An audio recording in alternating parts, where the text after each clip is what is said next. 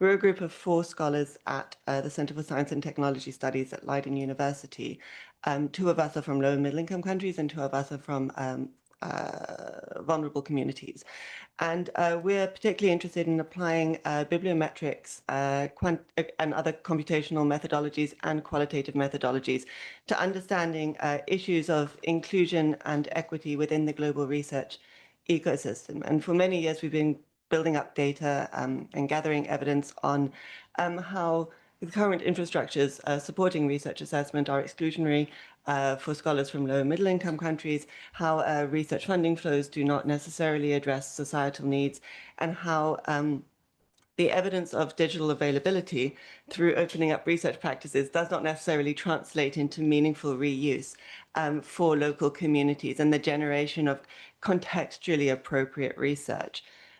So over the last few years, our chair has been very interested in endorsing and supporting the UNESCO recommendation of open science, but particularly trying to think about how we actually foreground the values enshrined in the recommendation and not just the wheel of actions.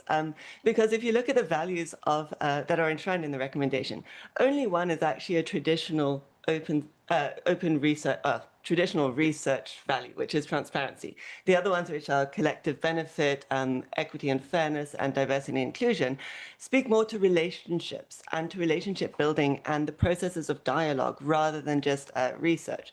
So what we're really interested in is thinking about how understanding research impact and meaningful impact, and therefore research assessment, should be shaped by these ideas of relationality that can be enabled by openness. And this, of course, necessitates not only that we slightly change the way we're counting our digital objects, but it necessitates that we think very critically about what the point of research is. What do we understand as meaningful impact? What do we understand as a mutual and collaborative knowledge production? And I think it's very timely, to go back to the Netherlands, it's very timely to start having these conversations, to start thinking about how we pull it in as societal and other knowledge actors into the research process and build these issues of trust, because in many countries around the world, public trust in science is actually going down.